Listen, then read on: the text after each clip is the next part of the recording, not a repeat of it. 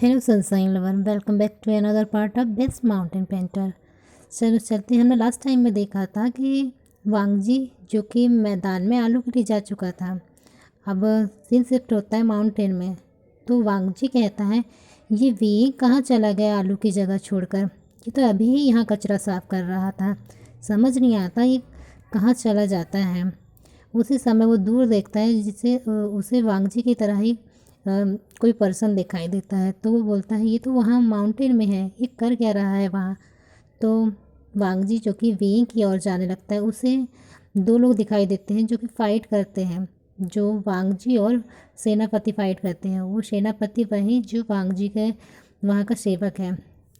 तो जो कि जब वांगजी देखता है तो वो पास में जाने की कोशिश करता है। जैसे ही पास में जाता है तो देखते हैं कि वेइंग वो सेनापति से लड़ रहा है और वो कहता है कि तुम यहाँ आए कैसे, और तुमको मैं यहाँ शिकार करने नहीं दूँगा।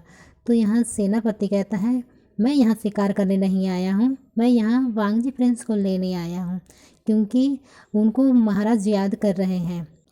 अगर तुमको इतना ही पता है कि वांगजी मेरे पास है तो तुम खुद क्यों नहीं ले जा लेते। तो सेनापति कहता है बकवास बंद करो, अगर मैंने महाराज को बताया तो तुम्हारी खैर नहीं, और तुम जिंदा रहोगे या नहीं तुम्हें पता होगा फिर। तो वी कहता है संभल कर बात करो, यहाँ लोगों को ऐसा बर्ताव बिल्कुल पसंद नहीं है, चले जाओ यहाँ से।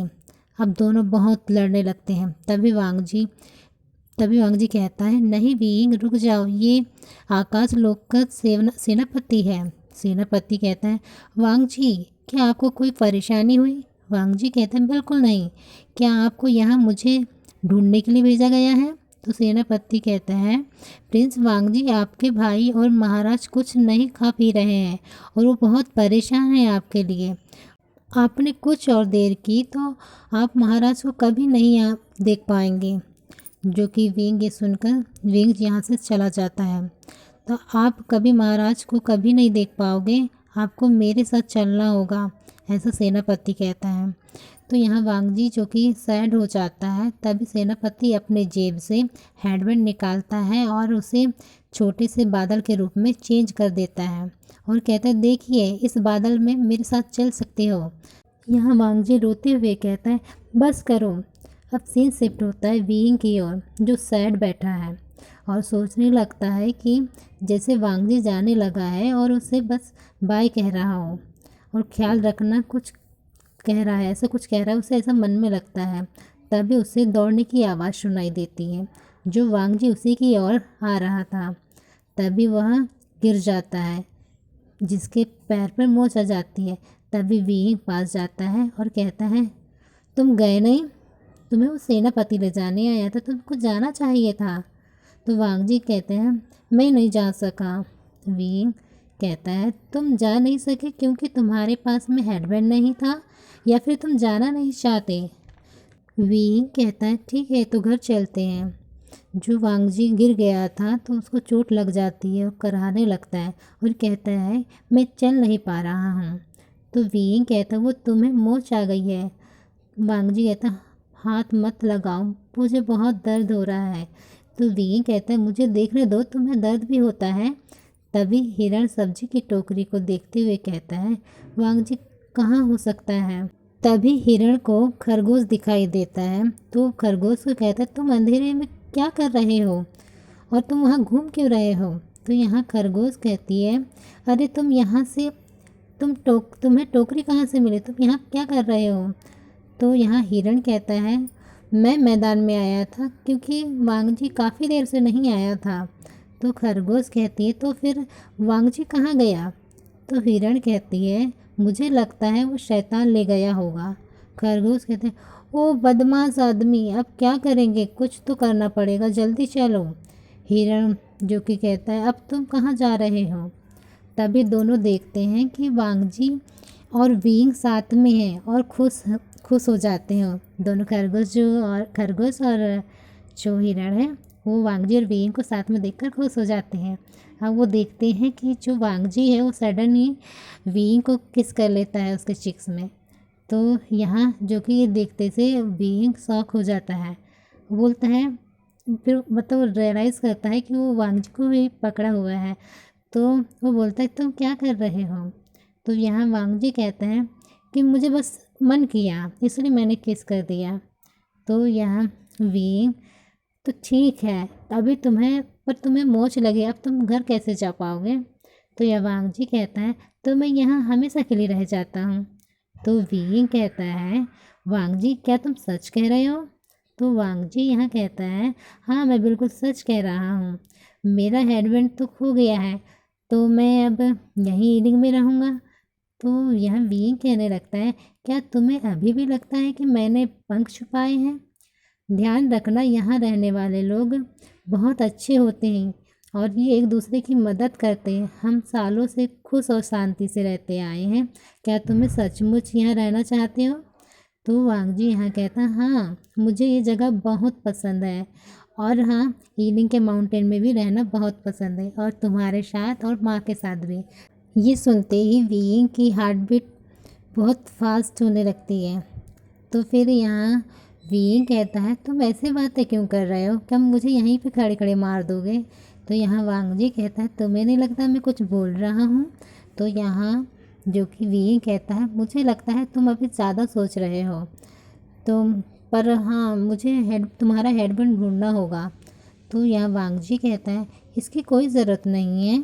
तो वीइंग कहता है पर अगर मैंने नहीं ढूंढा तो तुम सोचोगे कि मैं चोर हूँ। ऐसा बिल्कुल नहीं है, मैं ऐसा नहीं मानता, पहले लग रहा था लेकिन अब मुझे तुम्हारी अच्छाई दिख रही है और तुम चोर नहीं हो सकते। तो यहाँ वीइंग कहता है मुझे लग रहा है कि तुम मुझे ईमानदार नहीं समझोगे। तो यहाँ वांगजी अपने माइंड में सोचता है क्या वीइंग मुझसे प्यार नहीं करता है? वांगजी उसी समय कहता है मुझे नीचे उतारो कोई हमें देख लेगा। तो वीइंग कहते हैं क्या तुम चल सकते हो? तो यहाँ वांगजी कहता है हाँ बिल्कुल। तो वीइंग कहता है अब तो मुझे दूसरों पर भरोसा करना और मदद करना सीखना होगा। अब शाम के समय वीइंग जो कि माउंटेन में बांसुरी बजा रहा था, जिसे सुनकर हिरण कहता है वीइंग की बांसुरी में इतनी उदासी क्यों है? तो खरगोश कहता है बेचारा पूरा माउंटेन ढूंढ लिया पर उसे हेडबैंड कहीं नहीं मिला। हिरण कहता है बेचारा वीइंग हेडबैंड ढूंढ ही नहीं पा रहा। खरगोश कहता है कहीं ऐसा तो नहीं सेनापति सही था और वीइंग ने हेडबैंड चुरा लिया हो? असल में वो चाहता ही नहीं कि वांगजी यहाँ से जाए। हिरण कहता है क्या तुमको यकीन है? तो खरगोश कहता है नहीं, वांगजी ऐसा सोचता है इसलिए उसकी बांसुरी में उदासी है। तो हिरण कहता है माइंड में उसे लग रहा है कि वीइंग ही चोर है। खरगोश उसी समय कहता है क्या तुम्हें गुस्सा नहीं आता? बिल्कुल नहीं आता, वीइंग ऐसा नहीं है, वीइंग बहुत अच्छा है, वो ऐसा नहीं हो सकता। हिरण कहता है खरगोश बस मैंने ही वो हेडबैंड चुराए हैं, मैं ही चोर हूँ। खरगोश कहता है क्या कह रहे हो तुम, बताओ। हिरण कहता है मैंने ऐसा उसकी मदद करने के लिए किया क्योंकि मैं चाहता था कि वो मिल जाए, इसलिए मैंने वो हेडबैंड चुरा लिए थे और छुपा दिए हैं। तो खरगोश कहता है सच में? तो हिरण कहता है हाँ।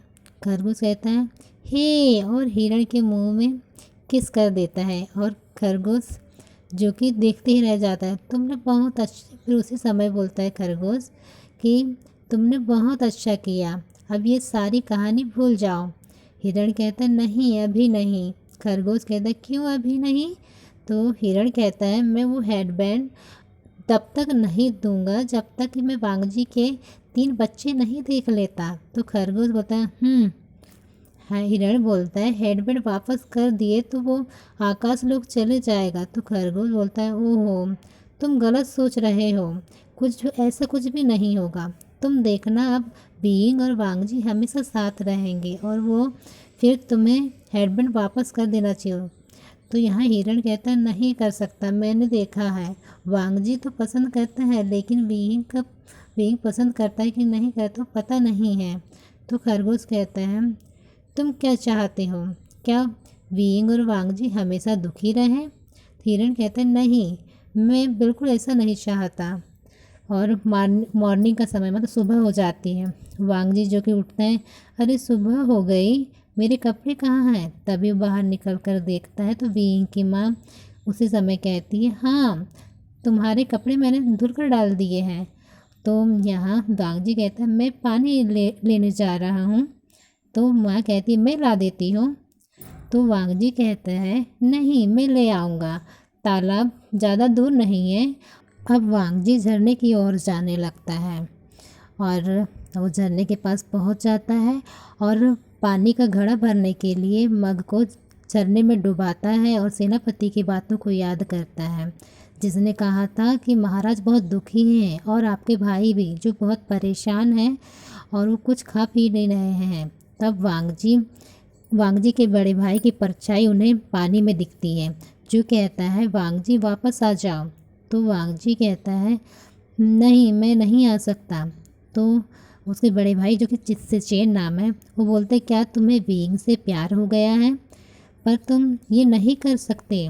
तो यहाँ वांगजी कहता है, क्यों नहीं कर सकते, क्या प्रिंस लोग प्यार नहीं कर सकते हैं।